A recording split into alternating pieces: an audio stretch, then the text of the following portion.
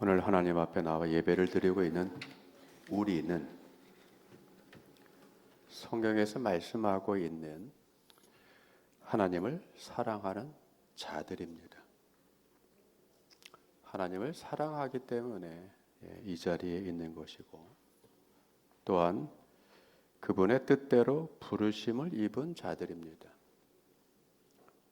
부르셨고 세우셨기 때문에 우리가 이 자리에서 예배를 드립니다.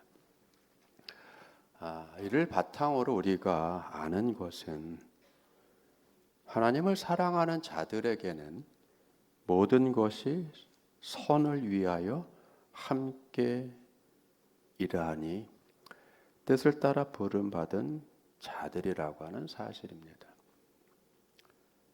제각기 독립적으로 알아서 하는 것이 아니라 함께 뭔가를 궁극적인 목적을 위해서 일을 하고 움직여 가고 있다라고 하는 것을 우리는 분명히 알고 있습니다. 하나님을 사랑하는 자들과 뜻대로 부르심을 입은 그 자들에게 보증이 되는 말씀이 있습니다. 우리 주 메시아 되시는 예수 안에서 나타난 하나님의 사랑에서 우리를 떼어놓을 수 없다라고 하는 사실입니다. 그래서 로마서 8장 35절에는 이 확실한 보증된 사실에 대해서 이렇게 말씀합니다. 누가 우리를 그리스도의 사랑에서 떼어놓을 수 있는가? 혼란이나 고난이나 박해나 굶주림이나 벌거벗음이나 위험이나 칼이냐. 그죠? 그 어떤 우리가 인생을 살아가면서 겪게 되는 다양한 위험과 어려움과 가난 또는 흉측스러운 무기로 위협을 받는 그 어떠한 것을 통해서도 하나님의 사랑에서 우리를 끊어낼 수도 떼어낼 수도 없다라고 하는 것입니다. 그건 우리가 하나님을 사랑해서가 아니라 하나님이 우리를 사랑하시기 때문입니다. 우리를 향한 하나님의 사랑을 세상 어떤 것도 방해할 수 없고 어떤 것도 떼어놓을 수 없다라고 하는 그 사실이 이미 우리에게 보증으로 주어진 것입니다. 그렇다면 우리는 어떤 것으로도 끊을 수 없는 그리스도의 사랑으로 묶으신 하나님의 궁극적인 목적이 무엇인지를 알아야 합니다. 그렇죠? 첫째 뭐냐면 우리로 하여금 아들의 형상을 본받게 하시는 겁니다. 쉽게 얘기해서 예수님 닮아가는 거예요. 두 번째는 의롭고 영화스럽게 하시는 겁니다. 여기서 의롭게 한다는 것은 죄가 없는 깨끗한 상태를 만드시는 겁니다. 그것은 우리가 실수를 안 하고 범법을 안 하는 수준이 아니라 하나님과 단절되어 살 수 없는, 하나님과 굳건하게 결부되어서 함께 살아가는 그 상태를 하나님이 유지시키시는 겁니다. 그리고 끝내는 우리를 영광스럽게 하시는 거죠. 우리를 통해서 영광을 받으시는 것이 목적이 아니라 하나님의 궁극적인 목적은 우리를 영광스럽게 하는 거예요. 이 사실을 깊이 마음에 새겨두면서 살아가는 것이 우리에게 굉장히 중요합니다. 우리를 향한 하나님의 목적을 깨달을 때 우리는 흔들리지 않아요. 왜냐하면 우리의 마음과 의지가 흔들리고 약화되기 쉬운 세상에 우리가 살고 있기 때문입니다.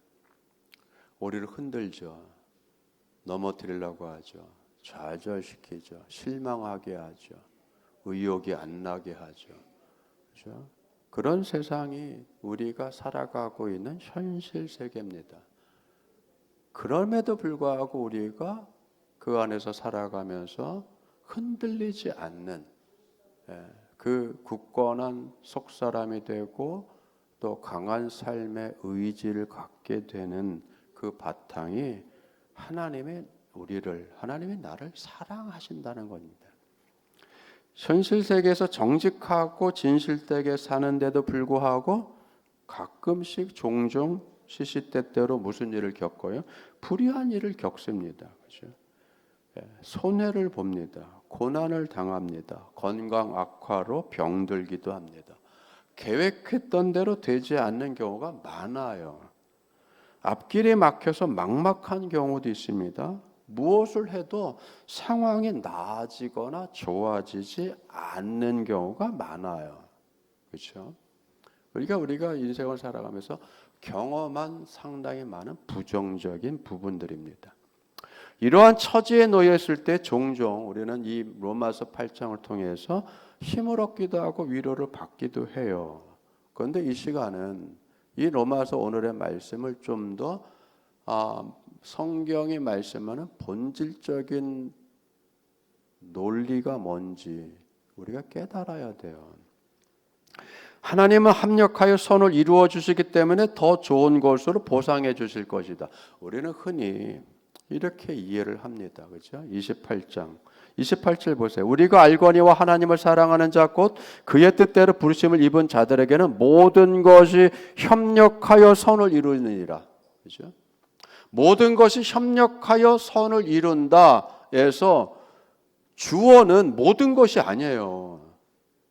모든 것을 협력하게 함께 일해서 선을 추구하게 하시는 그 주체, 그 주어는 일 자체가 아니라 우리가 아니라 하나님이십니다.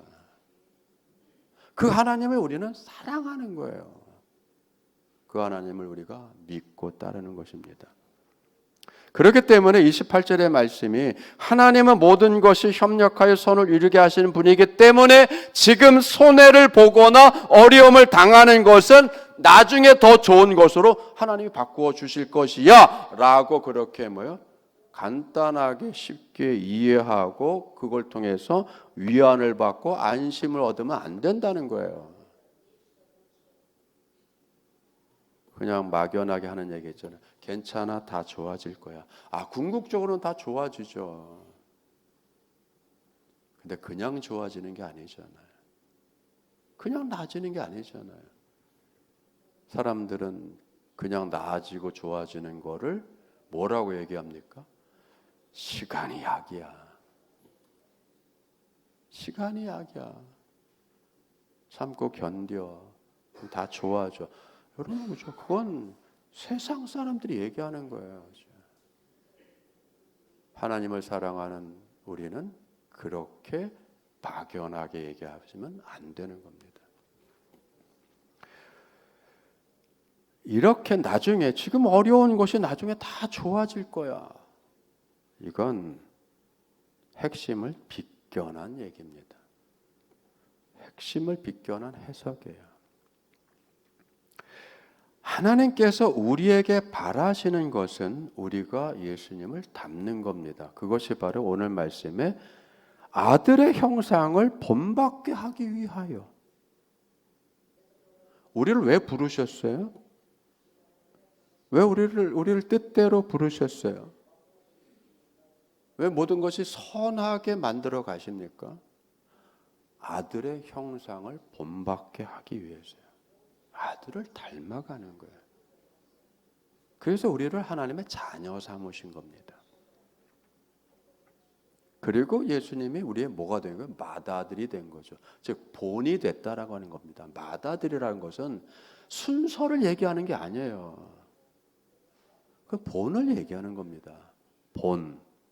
본받아야 돼. 그럼 예수님의 맏아들이면 우리는 몇째예요? 예수님의 세 번째 동생이에요? 네 번째 동생이에요? 아니면 10억 명째 동생이에요? 그러니까 우리는 이런 단어들에 여러분 이해가 부족해서 살아가는 거예요. 그냥 이 단어들의 그죠? 이해가 거기에 멈추는 거예요. 맏아들. 그럼 우리는 몇째예요? 저희 할아버지도 기도할 때 하나님 아버지 합니다. 그러면 할아버지하고 나하고 족보가 어떻게 돼요? 나도 하나님 아들인데? 그렇게 따지는 게 아니잖아요, 여러분. 네? 저희 아버님도 하나님 아버지 기도해요. 그럼 나도 같이 하나님 아버지 기도해요. 그 아버지하고 나하고 무슨 관계야? 형제 관계예요? 그렇게 따지는 게 아니란 말이에요. 그렇죠? 마다들은 뭐예요? 우리의 본받아야 될 기준.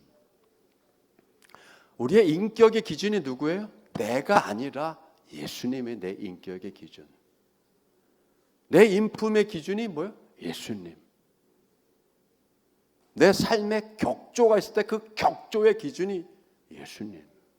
그 예수님을 본받게 하기 위해서 하나님이 우리를 사랑하시고 우리를 부르신 거예요. 그 인생을 살아가는 모든 과정에 모든 것들이죠. 좋은 것만 있는 것이 아니라 슬픔도 있고 근심도 있고 환난도 있고 병듦도 있고 건강한 것도 있고 모든 거잖아요. 모든 전칙 명사잖아요. 모든 어느 것 하나 빠지지 않는. 우리는 선택을 하죠. 싫어하는 거 좋아하는 거 선택하지만 내가 싫어하는 걸 통해서도 하나님은 일을 하시고, 그렇죠? 내가 겪고 싶지 않은 고난을 통해서도 일을 하시고. 왜? 그게 필요하다면 이러죠. 우리를 주님의 예수님의 형상을 본받아 가는 그 과정에 이것이 필요하다면 이것까지도 쓰신다는 거죠. 우리는 그 깊은 뜻을 모르는 거예요. 그러니까 우리가 예수님처럼 되는데 필요한 것이 있다면 그 무엇이든 그 어떤 것이든 하나님은 허락하시고 그거를 끌어다가 쓰십니다. 그리고 우리와 함께 하시는 거예요. 하나님 모든 일에 그를 사랑하는 이들과 함께 일하시며 선을 이루시는 거예요. 일을 하시는 분은 하나님인 거예요, 여러분. 일을 하시는 분이 하나님이기 때문에 그 하나님의 일하심을 경험하고 체험하고 깨달은 후에 알게 되는 사실이 뭐냐면 고통이 나를 만드는데 일을 했구나. 어려운 일이 나를 하나님 주님을 닮아가는 것을 위해서 그 어려움이 일을 했구나. 아픔도 일을 했네. 그래서 아픔이 아픔으로 끝나는 것이 아니고 실패가 실패로 끝나는 게 아닌 거예요.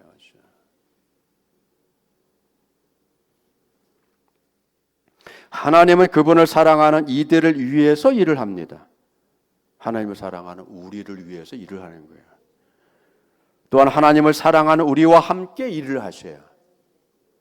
이것이 우리가 분명하게 알고 있는 사실입니다. 그래서 여러분 28절에 우리가 알거니와라고 할 때 이 알거니와의 헬라어의 문법적인 것은 과거 완료형이에요. 시제가. 앞으로도 계속 알아야 될 것이 아니라 미완. 아니라 이미 우리를 알고 있단 말이에요.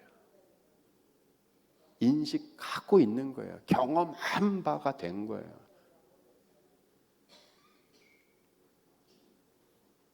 내가 하나님을 사랑하면 그렇죠. 시편에서 뭐예요?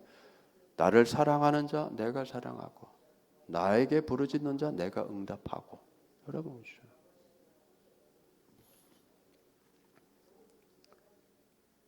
그렇기 때문에 하나님은 하나님을 사랑하는 이들과 함께 일하신다는 사실이 우리에게 무한한 힘이 되고 위로가 되는 것입니다.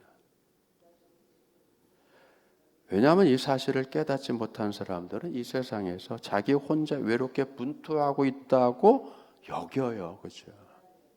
그래서 뭐라고 합니까? 그래서 어떻게 고독감에 사로잡히죠. 고독감에 사로잡히는 이유가 뭐예요? 나 혼자야. 내 고통 누가 알겠어? 이런 생각에 사로잡히잖아요. 함께 수십 년을 살아서도 뭐예요? 이런 말 하죠. 당신은 몰라. 내가 얼마나 그동안 외로웠는지. 이게 무슨 막말이에요. 40년, 50, 60년 부딪히고 살을 비비며 살아왔는데 갑자기 어느 날 갑자기 당신은 몰라. 나는 내가 혼자 외로워서. 아니 무슨 얘기냐고 이게요. 뭔 착각 속에 살아가는 겁니까? 이렇게 뿌리 깊은 거예요, 여러분. 착각이 이렇게 뿌리 깊은 거예요. 고독의식이 이렇게 뿌리 깊은 거예요. 당신은 날 이제까지 이해 못 해줬어. 아니 무슨 막말을 그렇게 하십니까? 어떻게까지 해야 만족하시나요?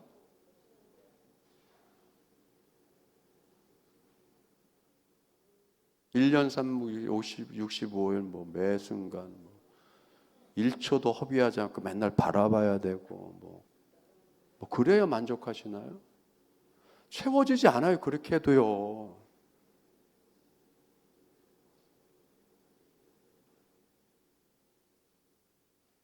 인간은 영원한 허기를 가지고 있기 때문에 안 채워지는 거예요.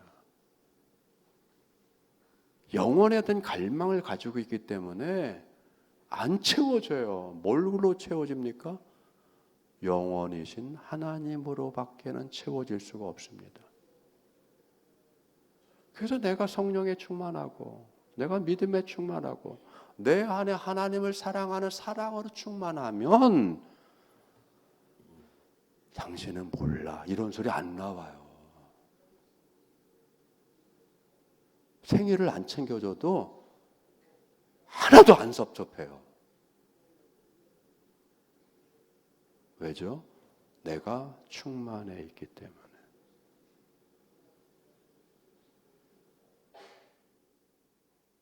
생일 안 챙겨준 게 뭐 이렇게 철천지 원수같이 그래요? 안 챙겨줄 수 있는 거지. 여러분 그런 것 가지고 쌈박질하지 마세요. 사랑하느니 안 사랑하느니.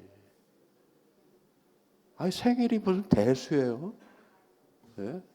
생일이 대수냐고. 생일 선물 안 받으면 인생이 쫑나냐고요. 왜 그런 사소한 거에 이렇게 목숨을 거시냐고. 사소한 거죠. 그게 뭐 대단한 거예요. 이를테면 그렇다는 거예요, 여러분. 챙겨주면 좋죠. 안 챙겨줘도 좋은 거예요. 왜? 내가 충만하니까.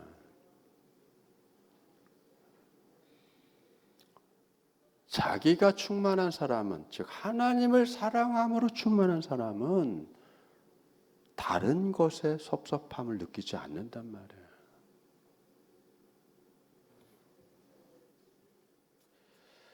그렇기 때문에 여러분 우리가 생각할 게 뭐냐면 여러분 하나님을 사랑하시죠? 대답이 없으셔요. 다들 생일 선물 안 챙겨줘도 괜찮다는 말에 다 섭섭해 하신 것 같아. 얼굴들이 굉장히 큰 충격을 받으신 것 같아요. 예. 하나님께서 여러분을 부르셨다는 것을 믿으시죠? 그렇다면 여러분은 절대 망하지 않아요. 하나님을 사랑하는 여러분을 위해서 하나님께서 일하고 계시기 때문이에요. 시편에서는 뭐라고 고백합니까? 날마다 우리의 짐을 져주시는 하나님. 내가 내 인생의 짐을 지고 가는 것이 아니라 진정한 내 인생의 짐을 누가 지고 가신다고요? 하나님이 지고 가신단 말이에요. 그게 우리를 향한 하나님의 사랑이셔요. 하나님을 사랑하는 여러분을 위해서 하나님께서 일하고 계시고 또한 여러분과 함께 하고 계시는 거예요. 그렇기 때문에 지금 겪고 있는 일에 함몰될 필요가 없는 거예요. 고통이 고통으로 끝나지 않고 실패가 실패로 끝나지 않고 병들었다고 인생이 끝나지 않고 고통과 고난을 겪고 있다고 할지라도 하나님은 우리는 때때로 내 인생을 포기하고 싶은 마음이 들지만 정작 내가 살고 있는 내 인생을 내가 포기하고 싶은 마음이 들지만 하나님은 절대로 우리를 포기하지 않으신단 말이에요.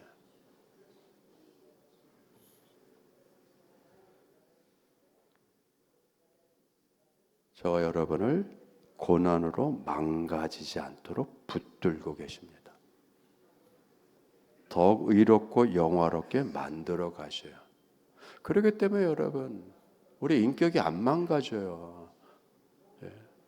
고난을 겪고 어려움을 겪을수록 마음이 거칠어지고 독한 말이 나오고 인상이 찌그러지고 눈매가 사나워지고 하는 것이 아니라 힘들고 어려운 고통을 겪으면 겪을수록 뭐예요?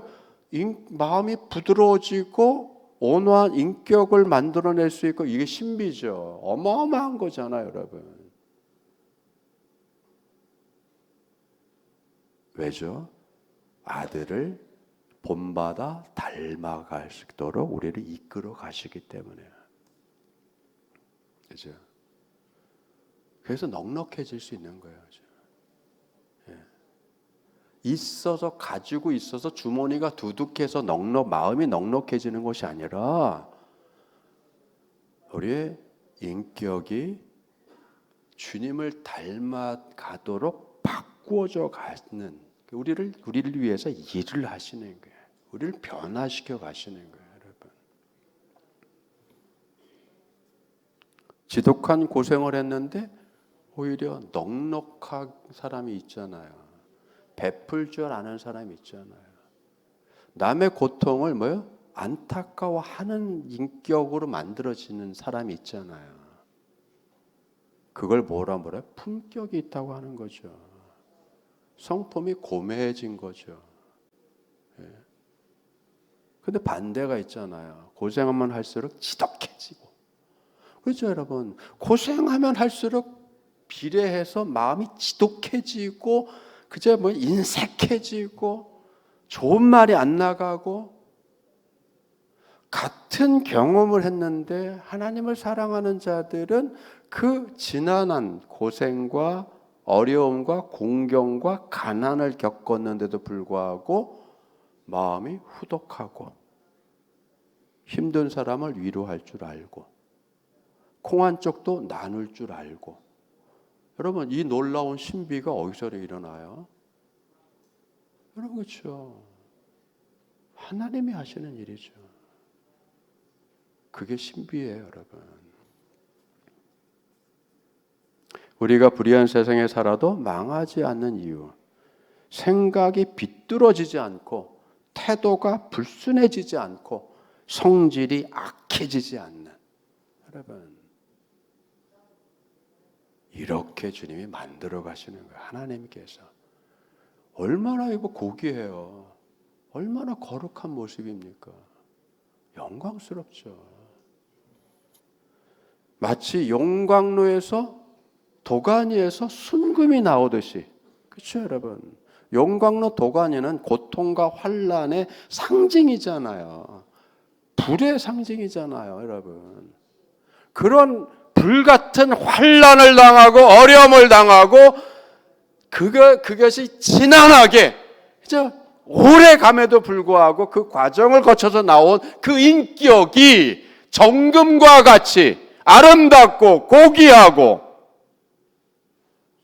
놀랍죠. 그렇게 만들어 가신다는 거예요. 누가? 하나님이. 누구를? 하나님을 사랑하는 자들을, 하나님이 부른 자들을. 우리는 그 과정 중에 있는 거예요. 그래서 욥이 고백했죠. 내가 가는 길을 나는 모른다. 그러나 내가 아는 것은 내가 정금과 같이 나오리라. 그렇죠?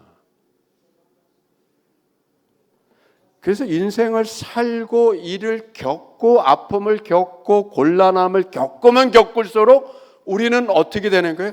마음이 부드러워지는 거예요. 질겨지는 게 아니에요, 여러분. 지독해지는 게 아니에요. 부드러워지고 상냥해지고 미소가 나오고 웃음꽃이 피고, 그래서 보는 사람으로 하여금 오히려 마음이 평안하게 지게 해주는. 그래서 산 믿음, 센 믿음은 부드러운 거예요. 웃는 거예요, 여러분. 눈초리가 사나워지고 말만 붙이면 그냥 해 붙일 것 같은 그런 사나워지는 것이 아니라 더 부드러워지는 거예요, 여러분. 그렇지 않다면 그게 잘못된 거예요. 하나님을 사랑하는 자들은 고난을 당해도 무너지지 않습니다. 환난을 당해도 망가지지 않아요. 좌절하거나 삶을 포기하지 않습니다. 하나님을 사랑하는 자들이 겪는 모든 상황 속에서 하나님이 우리를 돕고 계시기 때문이에요. 여러분, 이런 사실을 시편은 이렇게 고백을 합니다. 주께서 주의 손으로 뭇백성을 내쫓으시고 우리 조상들을 이 땅에 뿌리박게 하시며, 주께서 다른 민족들은 고달프게 하시고 우리 조상들은 번성하게 하셨나이다. 뿌리가 내리게 하시고 번성하게 하셨는데, 그것은 우리 조상들이 잘해서 자기네들의 능력과 칼로 이 땅을 쳐서 얻은 것이 아니라 주의 오른손과 주의 팔과 주의 얼굴의 빛으로 하셨으니 주께서 그들을 기뻐하신 까닭이라. 왜 이렇게 됐다고요? 하나님이 사랑하셔서, 하나님이 그렇게 해주시는 게 너무 기뻐서, 너무 좋아서 그렇게 됐다는 거예요, 여러분. 그런 과정에 여러분 고난을 안 겪나요? 겪죠. 생존 경쟁, 이 세상에서 그 안 겪는 고통과 어려움과 싸움이 왜 없어요? 그걸 다 겪어 나감에도 불구하고 든든하게 뿌리를 박게 하신 이가 주님이시고 번성하게 하신 이가 하나님이셨다는 거죠. 이 역사적인 체험과 교훈과 이 사실이, 이 경험이 바탕이 되어서 지금 현재 힘들고 어려운 일을 겪음에도 불구하고 소망의 기도를 드릴 수 있다는 것이 여러분 그 다음 절에 나오는 거예요. 시편 44편 25절 26절에 이렇게 얘기합니다. 우리 영혼은 진토 속에서 파묻히고 우리 몸은 땅에 붙었나이다. 일어나 우리를 도우소서. 주의 인자하심으로 말미암아 우리를 구원하소서. 여러분 지금 상황이 어떤 상황이에요? 영혼이 진토 속에 파묻히고 몸은 땅에 붙었고, 여러분 생각해 보세요. 영혼이 진짜, 여기서 진토와 땅이라고 하는 건 뭐냐면 사람이 거할 수 있는 가장 비천하고 가장 낮고 열악한 상황을 얘기하는 거죠. 가장 비천하고 가장 열악하고 가장 고통스러운 상황에 파묻혀서 빠져나올 수 없는 상황 속에 있어도, 그런 아픔에 있어도 소망이 어디 있는 거예요? 하나님에게 있는 거죠. 이런 수모를 당하고 이런 곤란함을 당하고 더 이상 낮아질 수 없고 더 이상 비천해질 수 없고 더 이상 참혹해질 수 없는 수모를 당하고 모욕을 당하는 상황에 있다 할지라도 유일한 구원의 소망은 하나님이란 말이죠, 여러분.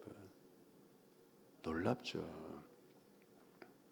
온 몸과 마음을 위협하는 총체적인 고통을 겪고 있는 상황 속에 있어도 하나님을 사랑하는 성도는 기도할 수 있습니다.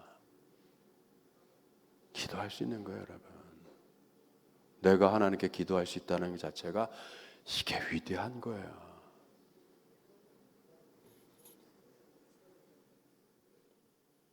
더 이상 내려갈 수 없는 곳까지 내려가는 수모를 당해도, 그렇죠?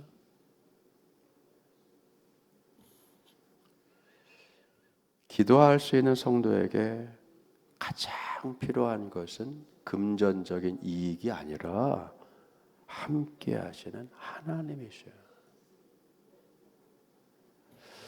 여러분, 그렇죠? 사업을 하다 보면 왜 돌려막기를 왜 안 하겠어요, 그렇죠? 돌려막기의 괴로움과 고통을 해본 사람들만 알아요. 그렇죠? 얼마나 고통스러운지. 그런 상황에서도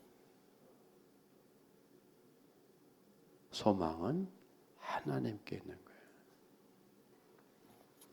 환난과 고통은 얼마든지 견딜 수 있어요. 하나님이 함께 하시고 내가 하나님을 사랑하시면.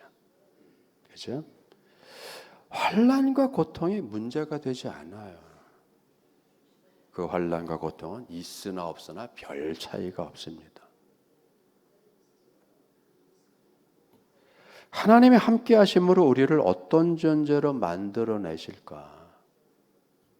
예수님을 닮은 존재로 만들어낸다라고 하는, 여러분, 그 놀라운 하나님의 기적과 같은 은혜죠. 내가 많은 일들을 겪으면서도 내 인격과 성품과 신앙, 인격 모든 것들이 망가지지 않고 오히려 뭐요?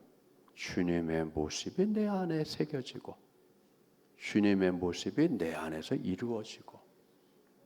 놀랍죠, 여러분? 어마어마하죠.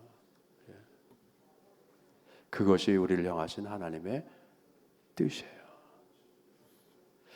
하나님은 우리를 향한 사랑은 예수님을 통해서 그래서 보여주신 거예요. 십자가에서 죽기까지 사랑하신 것이죠. 십자가는 하나님의 지독한, 우리를 향한 지독한 사랑이고, 십자가는 우리를 구원하시고 영원롭게 하시겠다는 강력한 하나님의 의지가 되는 거예요. 그 결과로 우리는 하나님의 자녀가 되었고 동시에 의롭고 영화롭게 되었습니다. 이 사실을 잊어버리면 안 돼요. 그것이 30절에서 우리에게 말씀하시는 거예요. 또 미리 정하신 그들을 또한 부르시고 부르신 그들을 또한 의롭게 하시고 의롭다 하신 그들을 또한 영화롭게 하셨느니라. 여러분, 정하시고 부르시고 의롭게 하시고 영화롭게 했다는 것 자체가 다 여러분 과거형이에요. 이미 끝난 거예요.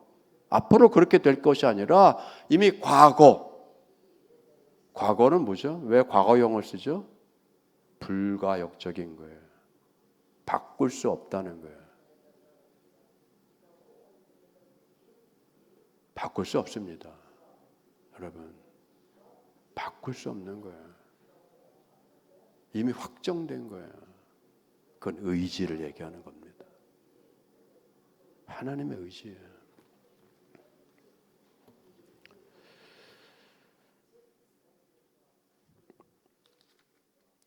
그래서 여러분, 그걸 직역을 하면 그가 예정하셨다, 그가 부르셨다, 그가 의롭게 하셨다, 그가 영광스럽게 하셨다. 과거 시제예요.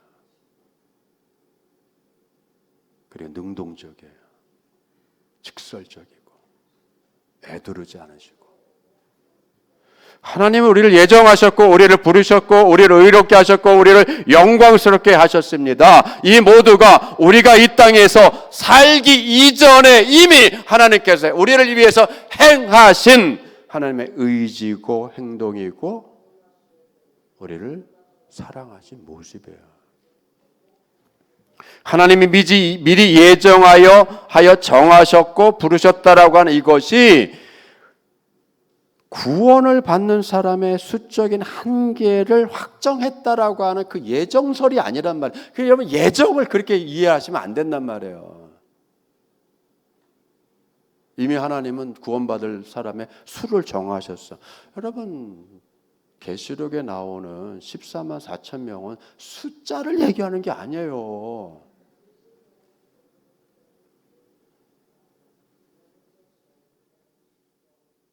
어떤 제정신머리가 없는 집단에서는 14만 4천이라고 아예 수를 박아놔가지고 자기는 그들을 수에 들어갔다고 좋아라 하고, 그 수는 상징이잖아요. 거룩한 수. 그 다음 뭐가 따라오죠? 하나님만 아는 수.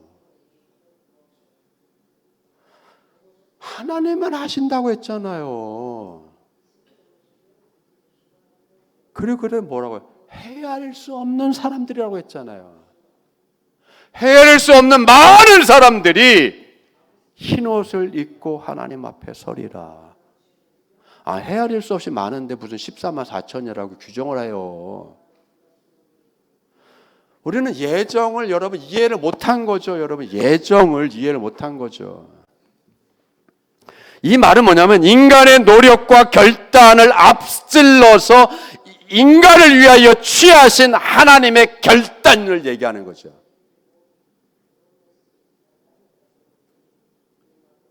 우리에 앞서서 이미 하나님이 하신 일, 하나님의 결단, 한정된 숫자를 얘기하는 것이 아니라 과거형이기 때문에 이미 우리가 존재하기 전에 하나님이 뭐예요? 결정해 놓으신 것. 뭐를 결정해 놨어요? 하나님을 사랑하는 모든 자들을 하나님이 사랑하시고 부르시고 의롭게 하시고 영화롭게 하시겠다는, 이것이 하나님의 구원의 길이 확실한 것이고 우리가 신뢰할 수 있다는 거예요. 이미 뭐예요? 확정됐기 때문에. 하나님의 구원의 길은 너무나 확실하기 때문에 이미 결정되어서 끝났다라고 하는 거예요. 과거형이 예정하셨고, 즉 계획해 놓으셨고, 그 계획한 대로 부르셨기 때문에 의롭게 하시고, 의롭게 하셨기 때문에 영광스럽게 하시고, 그렇기 때문에 여러분 우리의 삶은 이미 결정된 거라고요. 뭐가 결정돼요? 영광스러운 자리로 가게 되어 있다는 겁니다. 다소 고난을 겪고 어려움을 겪어도 그것으로 끝나는 게 아니에요. 우리는 이미 이루어진 것을 오늘에 살아내는 경험을 하고 있는 겁니다. 그래서 여러분 걱정하지 마세요. 있고 없는 거에 너무 뭐죠? 마음 쓰지 마시고. 여러분 이건 마치 뭐예요? 밤의 별빛을 보면 그 별빛이 언제적 별빛이라고요? 그죠? 수억만 광년 거, 수억 년 전 빛이잖아요. 그걸 오늘 우리가 보잖아요. 오늘 밤에 보는 별빛은 오늘 밤 별빛이 아니라 이미 수억 년 전에 반짝인 별빛이라고요.